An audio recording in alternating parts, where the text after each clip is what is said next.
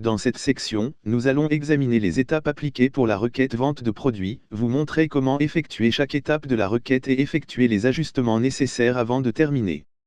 Étant donné que nous avons terminé la dernière étape de la nouvelle requête qui a fusionné les tableaux produits et catégories, nous devons développer le volet requêtes et sélectionner le tableau vente de produits. Nous nous retrouverons ainsi avec le tableau vente des produits lorsque nous avons ajouté la colonne prime. Sélectionnez tout d'abord l'étape source et Power Query renverra immédiatement les données du tableau à leur état d'origine. Si vous vous rappelez, Power Query ajoute automatiquement les étapes source et type modifiées à votre place, de sorte que vous n'avez rien à faire.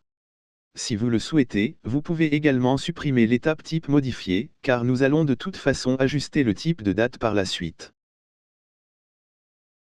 Ensuite, l'étape colonne renommée est là où nous avons renommé les colonnes à partir de leur nom de base de données d'origine. Lorsque je sélectionne chaque étape, Power Query l'affiche automatiquement pour moi. C'est un excellent outil, car vous n'avez pas besoin de deviner si votre étape fait ce que vous souhaitez ou pas. L'étape suivante, type modifié 1, est celle où nous avons modifié la date de façon à ne pas inclure les heures ou les minutes.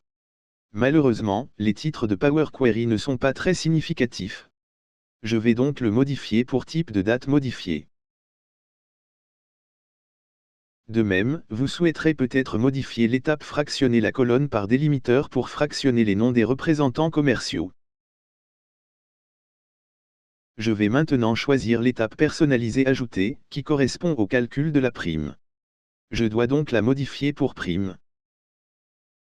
Vous pouvez également modifier les paramètres d'une étape en cliquant sur l'icône d'engrenage, le cas échéant. Par exemple, vous pouvez modifier le montant des ventes ou le pourcentage de la commission. Dans ce cas, je vais simplement appuyer sur Annuler. Voici un exemple de ce que vous pouvez faire, mais il est recommandé de passer en revue les étapes appliquées avant de distribuer votre classeur. En effet, certaines étapes peuvent être mieux gérées une fois que toute la procédure est configurée. Il est également préférable de corriger un problème maintenant plutôt que de le voir ressurgir plus tard. Lorsque vous avez terminé, cliquez sur Fermer et Charger pour afficher vos modifications dans Excel. Dans l'étape suivante, nous allons vous montrer comment ajouter des données à vos données sources, puis les actualiser dans Excel. Lorsque vous effectuez cette opération, Power Query applique automatiquement chacune de vos transformations en arrière-plan.